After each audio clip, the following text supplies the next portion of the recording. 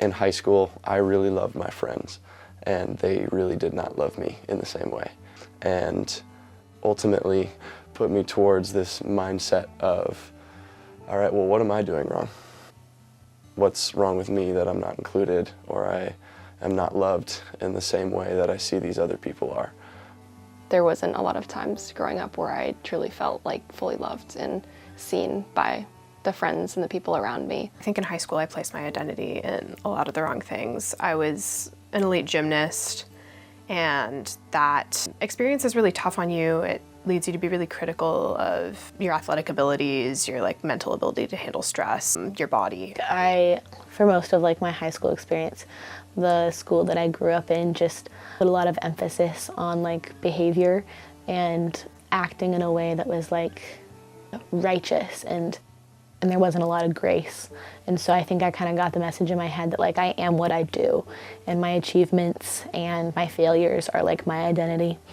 And then looking for a lot of that validation from people around me, from my classmates, from my friends. Do what I thought I needed to do to be successful and be happy with myself, but it really wasn't working, and I was in a really bad spot. It really messes with you. It really screws up the way you see yourself, the way you see the world and other people. The lies of the enemy hit hard, and believing that you're unwanted, or you're unloved, or you're unvaluable and are useless. And these are things that I've really been attacked with in very many seasons of my life. And it really came from just a spiral of just some small sign, whether it be not doing great on a test or some form of comparison to somebody else that I really respect or look up to.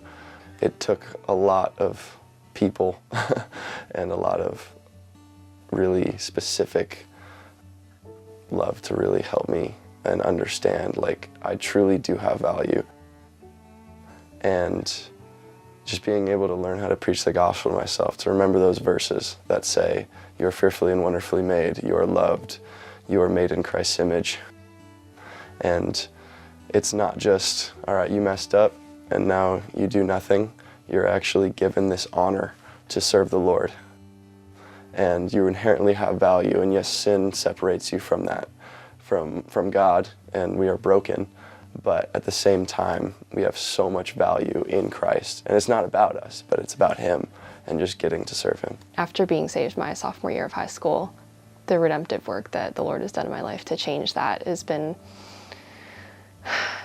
I never knew this kind of redemption and change, a 180 really. I didn't know it was possible. My identity comes from God, not from my own achievements. So all those mistakes I had been making through that whole year of my life, God actually used them to lead me towards Him. There's always going to be times where I don't always feel fully loved and fully seen, because that's just the nature of sin in the world that we live in. Continually, every single day, of saying I am not who other people say I am, and I can't look to other people around me to form my identity because they will let me down. But ultimately, God and Jesus will never let me down, and He never has. When I think of being made in God's image, it really makes me think about what my value is. Because if God is the creator of the heavens and the earth, and He made everything, and I look like Him, I am made in His image, I'm fearfully and wonderfully made, then that means I have inherent value. The Lord is faithful, and He will turn you into somebody that is virtually unrecognizable to the person that you were before. And that I was formed and created by Him, that I'm His. He's with me always through the deepest waters and the highest heights. And knowing that and coming to fully believe that, it has changed everything for me.